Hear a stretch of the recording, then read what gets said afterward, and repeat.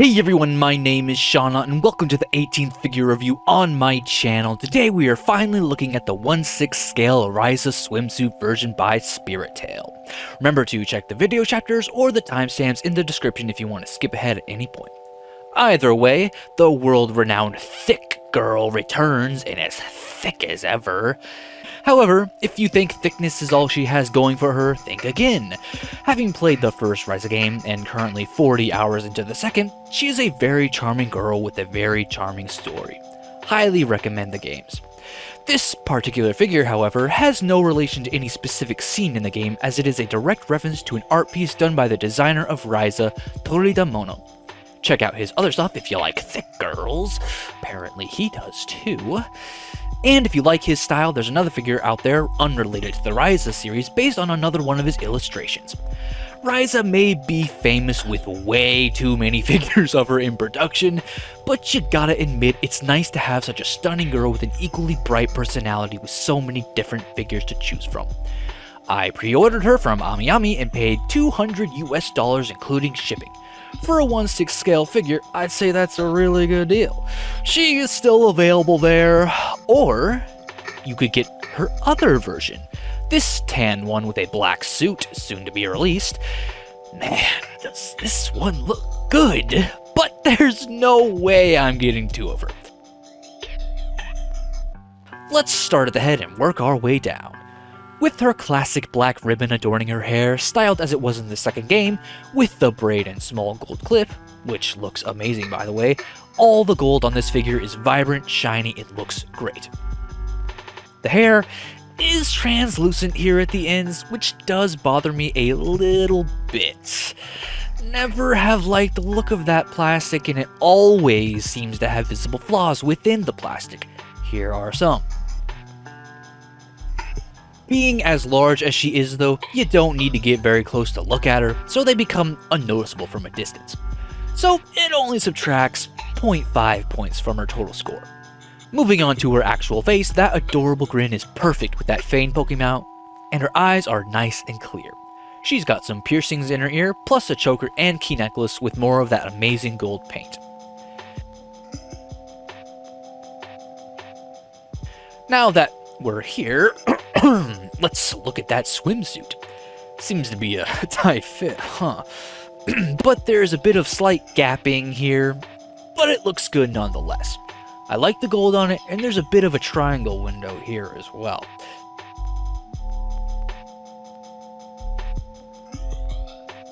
The ties on the back that sort of match her ribbon are nice too. The bottom half uses a similar technique to tie it together, also using the similar triangle window here. Yeah, I'm just gonna shut up before I say anything incriminating. She is legal, by the way. Crap, saying that made me sound weirder. Okay, moving on, we'll just cut to the music and I'll do a quick show off of the rest of her body sculpt.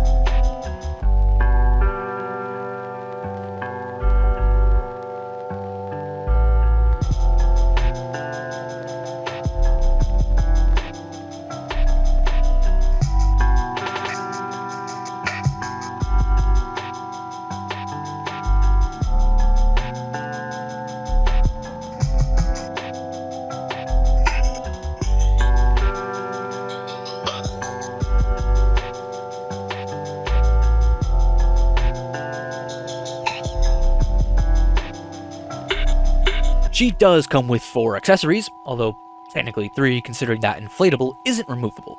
I will note none of these 3 were included in the original art, so it's cool we got them. We'll start here with the Puni style beach ball.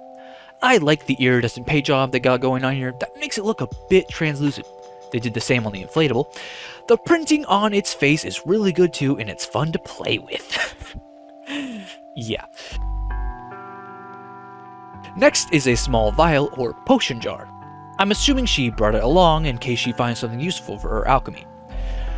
Then, a nice little touch is a water bottle. Not something you ever see in the game as far as I can remember, but it looks like something you might find in the universe. Maybe it's also a container to store alchemy ingredients. Who knows? Now, you probably saw a lot of the inflatable when I was showing her off in the previous section, so here's just a few more close-ups of it. If you haven't played the game, it is based off a mysterious creature that accompanies Ryza on her journey called Feet. The painting is really well done here, and it looks great. I like how they went for the iridescent paint job again to make it appear translucent instead of actually using see-through plastic to match the artwork. It looks much better this way, in my opinion. Now the base. Let me tell you, this is some good looking sand. It's coarse, rough, but it doesn't get anywhere. The ocean foam rolling in is pretty well done, and the water itself is kinda meh, but there's only a small portion of it. As you can see, there are some small indentations here to hold the accessories in place.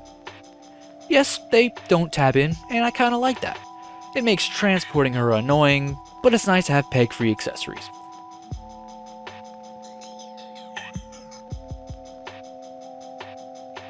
I also found that you can hang the water bottle over her arm like this, but it's up to you to decide if that looks any good. Not quite doing it for me though. Back to the base though, it is very thick and feels like some good quality plastic.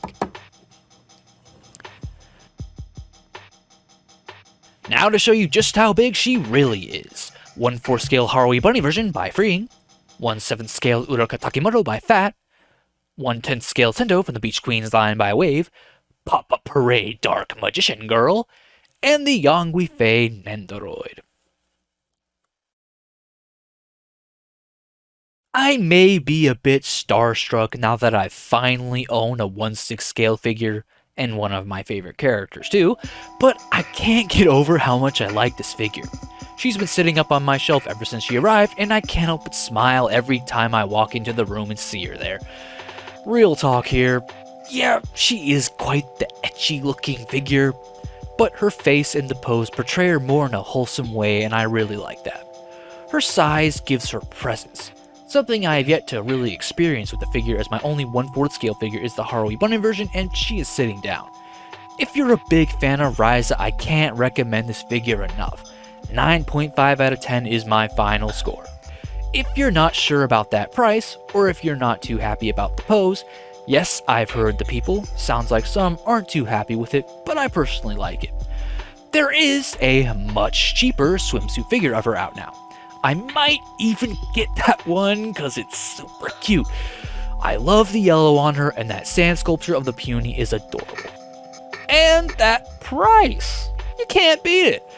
Currently, those are your options for swimsuit figures, but there are plenty of other ones on the market.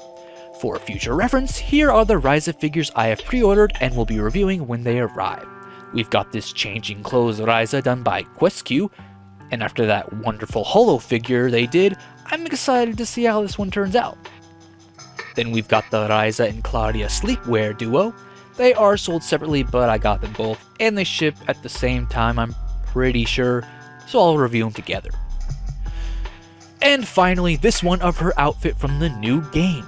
If you're interested in more Ryza reviews, subscribe because those will be coming, and I might surprise you with some others that I get pre-owned. They've been popping up quite a bit recently.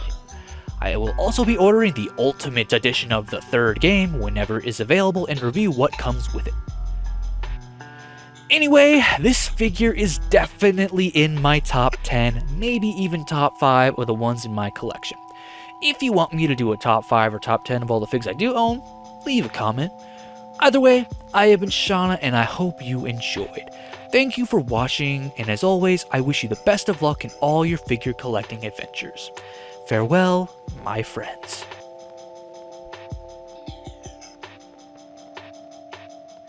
Now it's time for the bonus section.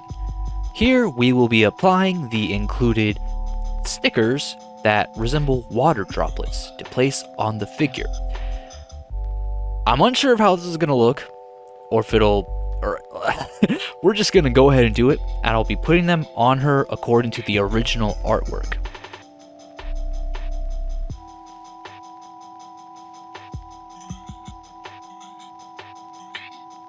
Well, after about 15 minutes of finagling around with it, I've got a few on her and may do more later.